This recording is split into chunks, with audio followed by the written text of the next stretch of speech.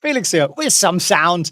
I was going to say good morning to you, and that this is the day that makes the market move. And what we've got today, of course, is the Fed rate decision, but it's not any old rate decision. We haven't literally seen this setup in 15 years. Yes, 1-5. I can't remember having seen a setup like this. And it's incredibly important to understand it because we've got two massively different expectations, both with massively different outcomes that will catch some people very, very, very off guard. And I don't want that to be you, which is why I'm going to explain it to you and break it down for you. So let's jump straight into that. I hope you can hear me by now. That I've turned the mic on. That probably helped, didn't it? Probably helped. Right. So traders are facing unprecedented losses if we don't get a big cut, says Deutsche Bank.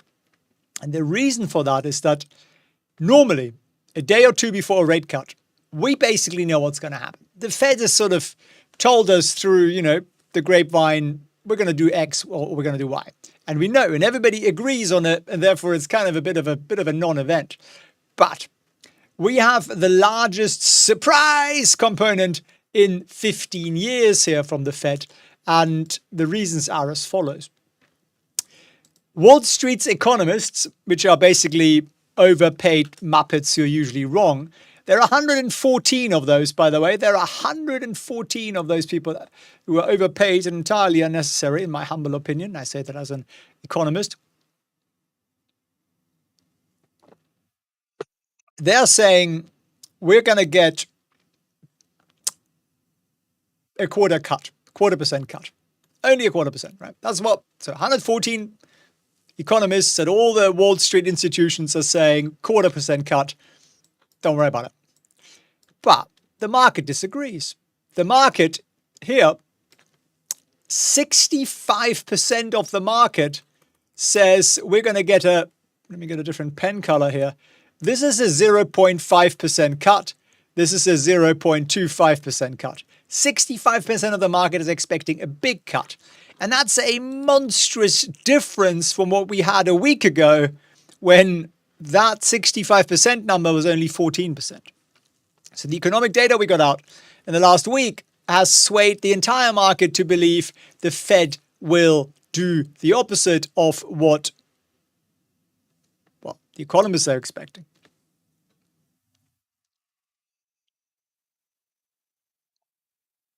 Excuse me, rather thirsty for that protein shake today. So what does that mean? Well, it means as traders, we better do very little today. I have basically 2 trades open, and we're just sitting on our hands, and sitting on our hands is what makes us money. September is a month when we sit on our hands. That's basically the rule. That is how we're up 93% this year so far. 93%, right? By doing very, very, very little. Activity does not get rewarded out there.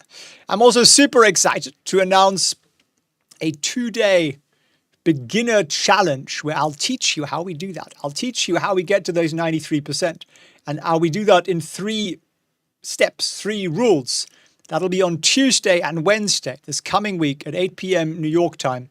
You can grab yourself a free seat, felixprehn.org/challenge, and it'll be fun. And we have a lot more time to spend about an hour each day to really dive into it and do some trades together and get you some financial education there, which is really what the whole point is of this little community. So the Fed is basically trapped. The Fed, who are, by the way, in a blackout window, so that they're not allowed to talk to us. They just can't comment on anything. They have 2 choices. Choice numero uno is do a small cut, 25 basis points, which is basically what they hinted at before the blackout period. And they'll be seen as hawkish. And they'll be seen as, we're still worried about inflation, we think the economy is strong, and the market is going to have an absolute bloodbath. Right? That's option number 1. Now, option numero 2 is they give us a big cut, the jumbo cut, the family cut. And what is going to do that? Well, it means we're going to expect another jumbo cut for November and December and so on. And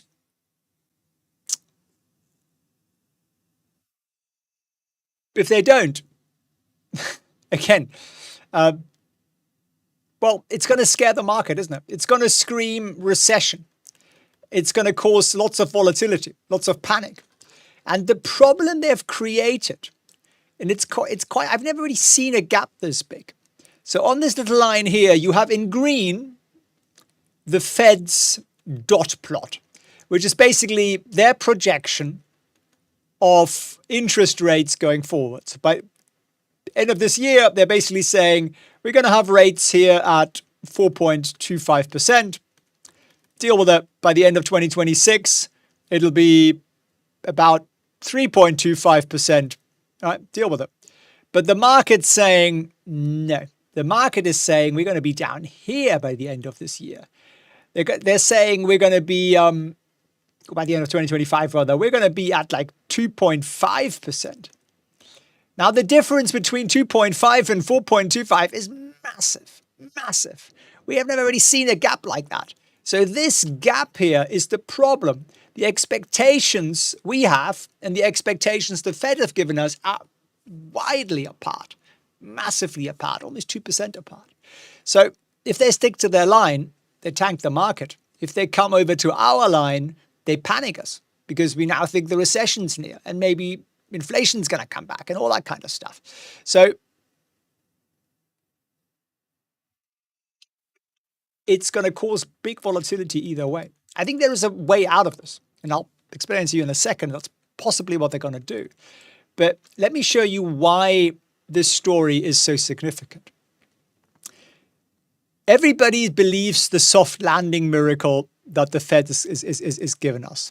The 79% of the market expects a soft landing. Everything is wonderful. Everybody gets, sugar candy and it's all fantastic. We didn't turn the light on, did we? Hang on.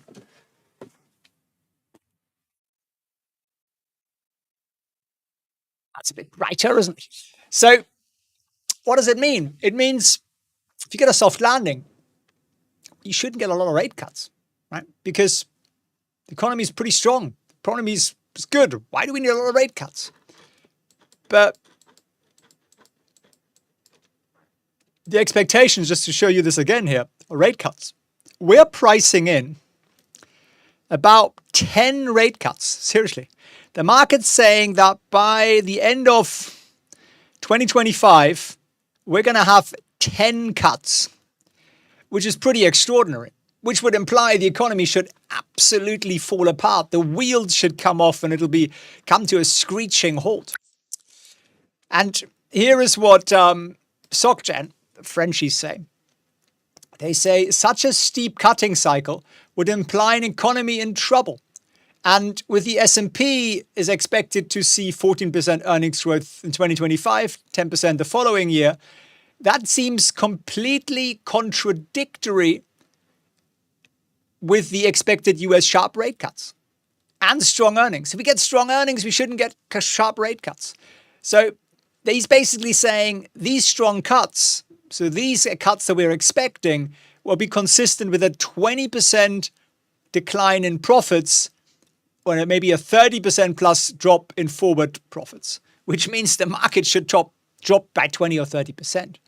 So you can see why this is kind of a momentous day today. How the heck are they going to get out of this conundrum?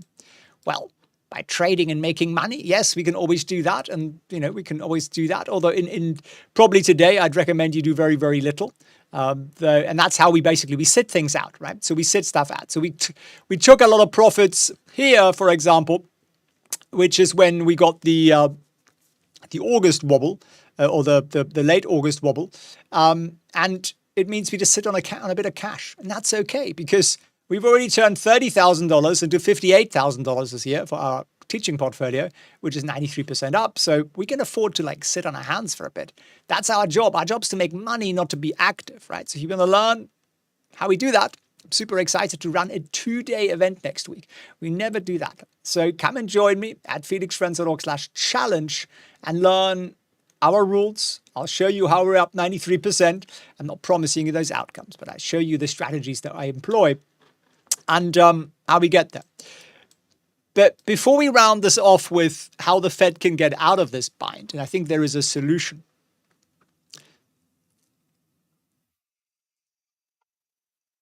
I have to have a gulp of this stuff and ask you to smash the like button. Here is an interesting one today, and then we'll come back to the Fed.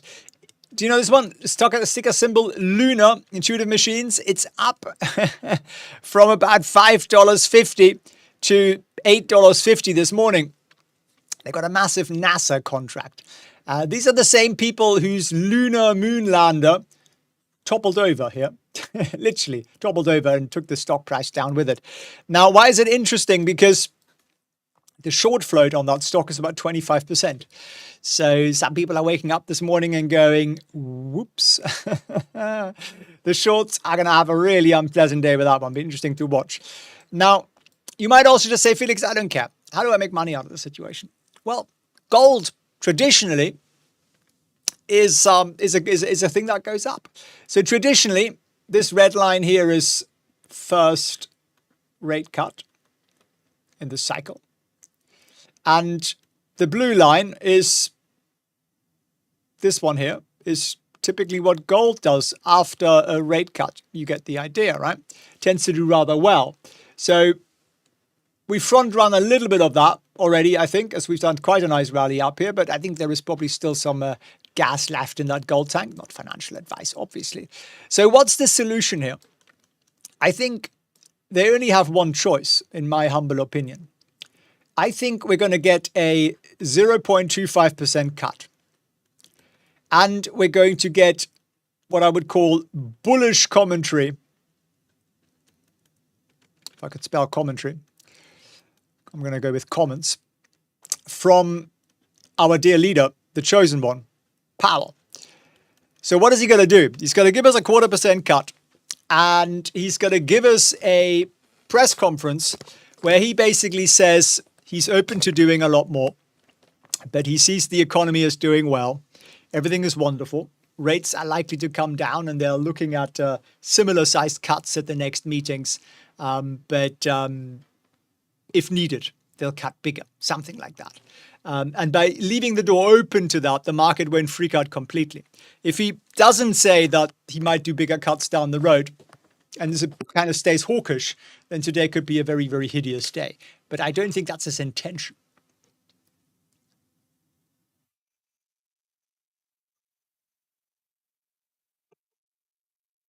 A gold ETF, GLD, yeah, something like that. I'm not recommending you obviously make that trade, but yeah, any old gold thing basically does pretty much the same thing.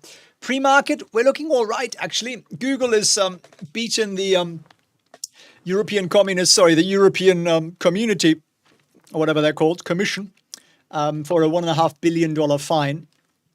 So that's kind of positive there for the tech space, which is probably lifting everything up. But we are kind of cautious, right? Little moves everywhere, nothing big, which is kind of what you would expect on a day like this.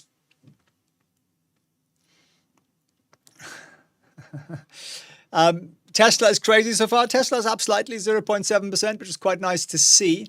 Now, come and learn with me next week for 2 days how we actually make money. And if you go to felixprehn.com/challenge, the link's down below. It'll take you to this page here, and you will be able to register to all dates. You can't register to one date only. You see that? You got to register to all the dates, and that way you can sign up. So it'll then send you an invite to the Tuesday, and then it'll send you an invite to the Wednesday separately after that. What time's the Fed announcement? 2 p.m. And 2:30 is the press conference here. So yeah, just looking at Luna here. Let's look at a couple of our favorite stocks here this morning. Let's have a look at Palantir, for example. Just turn that off here for a moment. We are trading down a little, 35, and we've got 5-minute charts in here now. Let me see if that's already got pre-market.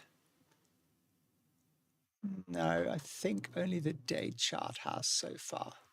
Okay, we'll get that. So we're down a touch. We're at $36, down sort of towards the lower end of yesterday's trading range. If you look at NVDA,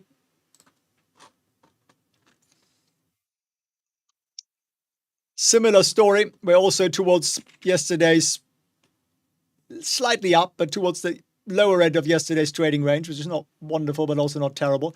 But we're still below that yellow 50-day moving average line here that I'm, stroking, and that one there. And that's not good. And it's sloping down, which also isn't good. So not brilliant as a setup here right now, just because we seem to be forming this kind of downward slope here. And if you look at Tesla,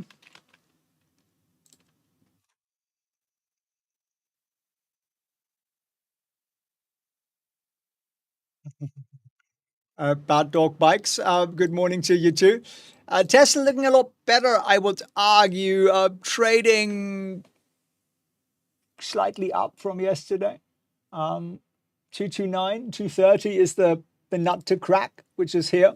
So someone's got to get some squirrels or something. 230, that green line there is the resistance. And if you want to see how we do that, that's part of Trade Vision, which is what this app is that I use here. So you can see the actual market positioning here from the options market. So you can see that green line there is going to be resistance. It's going to be hard to crack. We've seen that all week. Continue to see it. Nothing's really changed over there.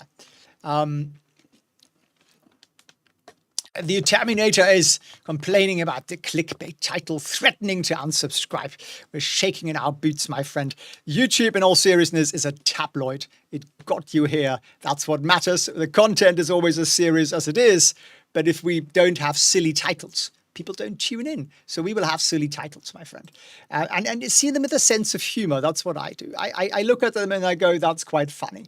We'll go with that. And then the content is what you're usually used to, because if we don't do it, as I say, we will talk, you become one of those old subscription magazines with 3 subscribers who are all about to die, and we're not going to have much impact if we do that, and that's kind of the point of this whole thing here. Microsoft's looking quite nice. Let's have a look at Amazon. Feel free to shout out your favorites. I gladly have a look at them as well. Amazon looking pretty good here, pretty good. Better than yesterday, but still not really breaking out of this 187 zone here. Resistance sits at 190 right now. So we really need to break out of that 190, which is the 1st of August earnings high. And then we, tumbled down. So still need a bit of a rally there. Guinea pigs say, yeah, titles and thumbnails are for your entertainment. No, it's just the way it works. You got to compete with, the fluffy kitten channels and the people who set stuff on fire channels. And that's the reality. It's just like billions of pieces of information are put out every day. And I love the fact that, 1,100 of you are watching this live. And we're talking about, market positioning and Fed and economics and pretty serious stuff. And it's amazing. We get an audience for that. But unless we sort of sensationalize the headline, we don't reach anybody. And I want to make 1 million people financially free. That's the plan here. So for that, more than 3 people need to watch the channel. Right? That's really what it's all about. So, okay, cool. Let me look at some of those. Yeah, let's have a quick look at SoFi here then. Looking all right at 811. Nice little rally there yesterday. But we haven't taken out the previous highs here from the end of August. That's what I'm waiting for. We're almost so close. Just close. Can we just close at like 840 or something like that? And then I'm a lot more gung ho on this. Lawrence, thanks for the like button. I appreciate you not being a freeloader. Okay, there was a lot of MSTR I just saw up there, MicroStrategy. I had a trade on that open, but I closed it out before the beginning of the month because, well, things started to look a little dodgy, right? So we got out of that, which was just a good move. So what do you see when you look at that? Well, always turn on the 50-day moving average line, right? Okay, you can put on the trend line if you want to cheat, which has been really good, actually. Look at that, our AI trend. If you bought and hold this since the beginning of 2022, you'd be up 132%. If you traded it like us, you'd be up 220%. That's a pretty sweet difference, isn't it? 90% difference. And that's a buy indicator only. So no shorting, no options, nothing. Just pure buying when we say and getting out at a smarter point. So what do I see here? You're on a downtrend. You're on a very, very clear downtrend, and however you want to draw that in, something like that might be the way we're going. These lines are never like, they're not science. They're a trend. You've got one high, two highs, three highs. They're pointing down. You've got a little bit of recovery here, but not enough so far. So we need to break out. We need to exceed the 152 and then be parting again. So we do that. I'm going to sit on my hands. Uncle Roman looking for the forward to the up. Yeah, hopefully that's. I haven't got a timeline on that yet, but it's in the works. What else we got here in terms of stocks? What were the other stuff people are throwing in here? HYG. That's a fairly unusual one. High yield bond iShares. They're doing very sweetly. So yeah, also that's a nice rally, right?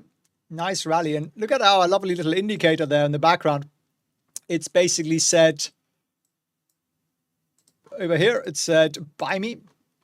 And then we got out again. We kind of retested it. We broke out again. I would argue that here would be the next buy, which is pretty much what the indicator calls, and still looks good, but it's late, right? Never buy late. That's my rule. So never buy late, but it looks bullish. It does.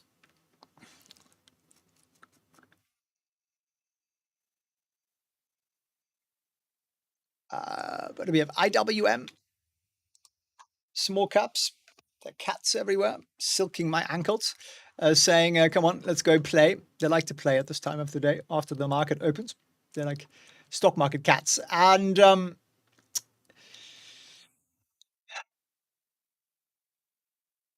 indicator calls it a buy here. But the problem with that is that you've got resistance basically there. Actually, let me delete that. You've got resistance here from that high, slightly above. And then you've got more resistance from all of these highs over here. So if you buy here at 220, you're probably going to get kicked out at 225. So 2% up, not really worth it, is it? Not really worth it. That's the way I would look at that. So I would not partake in that particular rally.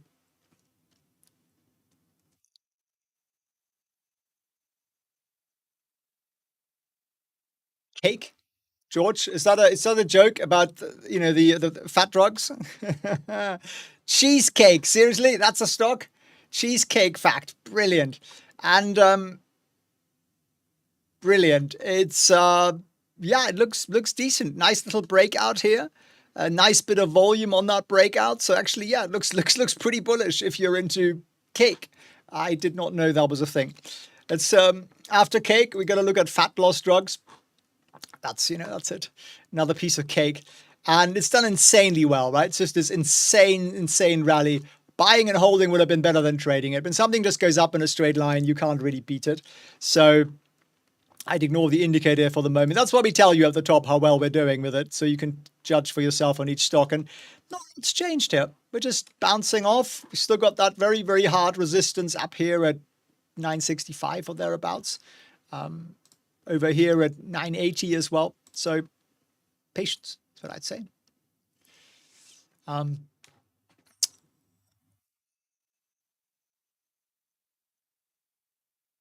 Nike.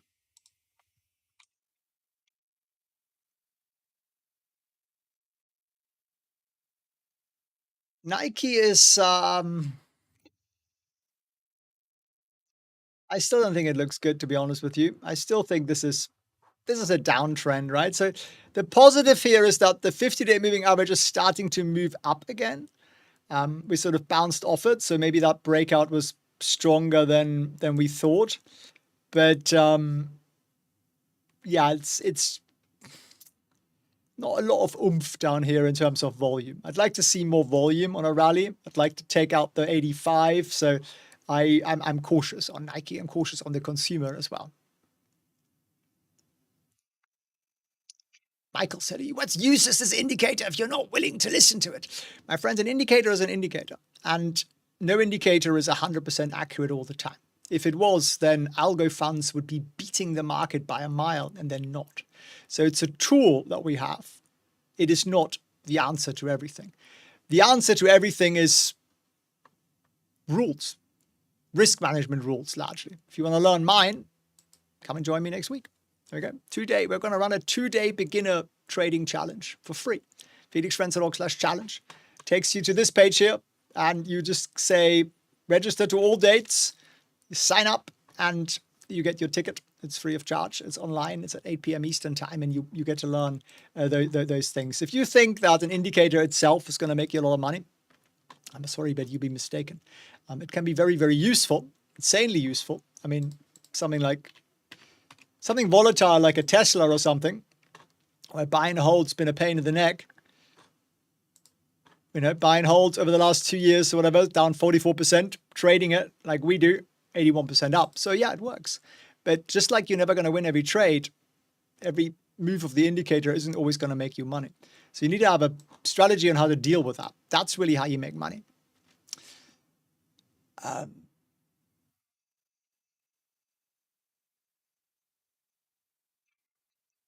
Marks and Spencer's is up 50%. I take your word for it. I have no intention of looking it up. You're not going to get me into Marks and Spencer's, to Garmin stocks. That's the last thing I want to look at. Though maybe I should expand my trading watch list to include it.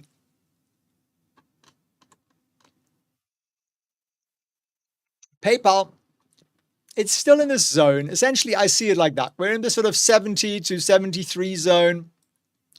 Resistance is between 70 and 72.50. So you're kind of stuck in that little sideways move. I like a sideways move. The bigger the sideways move, the bigger the breakout.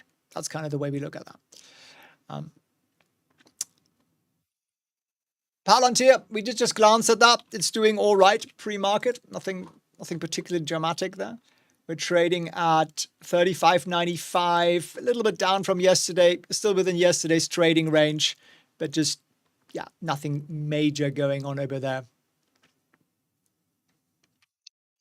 So there we are. We've got 3 minutes. The market opens. Let me give you a very, very brief summary of why today really matters. Basically, we have the biggest uncertainty around rate cuts we've had in 15 years. Wall Street's economists are predicting a 0.25% cut, and there's 114 of those Muppets out there. At the same time, the market, so traders, disagree. Traders are predicting, 65% of them are predicting a 0.5% cut, which is double than what those Muppets predict in the Economist Lounge. So what does that mean? Well, it means you're going to get whiplash either way. It's tough for the Fed, right? And I showed you, we're up 93% of our trading this year. Come and join me on the 2-day beginner trading challenge we're running next week. Our first 2-day event we've done in ages. Come and join me. It'll be fun and you'll learn a ton. So the Fed's basically trapped.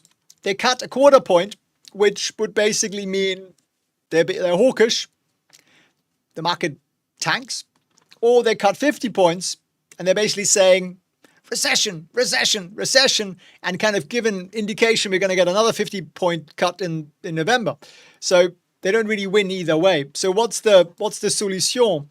Well, the problem is that the Fed projections here in green for rate cuts are much, much lower, almost 2% less cuts by the end of next year than what the market's pricing in. So unless the Fed makes a huge move and somehow manages to not signal recession, we should see a bit of whiplash here coming our way. And part of the problem is also that everyone's in la-la land. Everyone's saying, soft landing. Yes, soft landing. There'll be no recession, but there'll still be monstrous 10 cuts coming over the next year and a bit. So the two don't really go together, right? If you get a lot of cuts because you get a recession, or you get little cuts because you get a soft landing, you don't really get to enjoy both, typically. It's sort of like, I don't know, being on a Ozempic and eating cake, right? Apparently that doesn't go hand in hand. So if we get all the cuts the market expects, profits of big companies should come down by like 20% or something like that, and the market should come down. So what's the solution? Well, I think I sort of sketched that out here. I think we're going to get a 0.25 point cut, and I think we're going to get comments on the Fed that are very bullish. That'll imply they might do more rates coming. They are open to being bigger, doing bigger cuts and so on. And I think that's how they will buy themselves some time to close the gap between what the expectations are from the Fed and from Wall Street without tanking the market. So that's kind of what I'm hoping he's going to do. We're going to find out at 2:30 p.m. today. Consider starting a fund using your trading techniques. Yeah, the trouble with funds is that maybe we'll do it one day. The entry barrier is pretty significant, right? If you want to start a fund, what do you want to charge? I mean, I don't think anybody should pay more than half a percentage point or something like that, right? So just to cover your legal, you're gonna need like, I don't know, $100 million, right? So it's a pretty big entry barrier to do that nowadays. And so I, in a way, prefer people to learn and trade and learn the rules and learn how relatively simple it is once you grasp it, rather than kind of do it for them, feed a man, give a man, teach a man to fish rather than, give him charity. That's sort of more the way I look at it. Actually empower people, and then they can teach their children, they can teach their grandchildren. And that's literally what people are doing inside our programs, which is super exciting. Like we've got teenagers in there with their parents. So Tallulah just jumped up. She's excited too. Aren't you? Are you too excited about the children? I think she is. And, imagine if you're 12 years old and you get taught how the market works. I mean, your life is a different story. You get to learn compounding and everything else. So excited by that. Now, this cat is somewhat impeding my ability to speak, unless I've grown a mustache. Excuse me. There we go. So market is open. I would expect relatively little movement until the Fed thingy, because everyone's on the edge of their seat. And that's kind of what you're seeing. Tesla's up nicely, 1.2%. Apple is up a bit. Everything else seems to be flat, and flat some more, which is a pretty okay place to be. It's just everyone's going to wait. Why the heck would you put up it on a trade right now? Why the heck would you buy something right now when you can do it with the certainty of what the Fed's going to do after that, right? So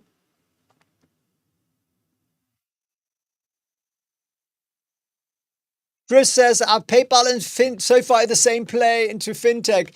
Similar, but different. Does that answer your question? I should become a politician, shouldn't I? Similar because they're both in fintech, but PayPal is a big established beast with lots of free cash flow, and SoFi is a little snappy disruptor. So they are different. I would say that they are quite different, really. So come and join me, my friends, next week for a beginner 2-day trading challenge. Learn how we are 93% so far this year. I'll give you my rules. When you go to that registration page, it's important you select register to all dates. People come, I'm saying, I can't register for Tuesday, it's full. I can't register for Wednesday, it's full. You can't register for individual days. You can only register for all the days. It's a 2-day event. That's the way the system works. And then you can click here, register to all dates, and there you are. And you come and join us. It's completely free. And there we are. I thank you for tuning in. I thank you for watching. Keep learning. Watch the Fed. Of course, we'll be covering that. Tallulah says, chill. And we're going to have, she's suffering greatly, you can tell, right? She makes a lot of noise, this one. And we're going to have an interesting day. We're going to have an interesting week. And then we're going to figure out how we continue to make money throughout this month and next month. I thank you for watching. I thank you for tuning in. And all the best from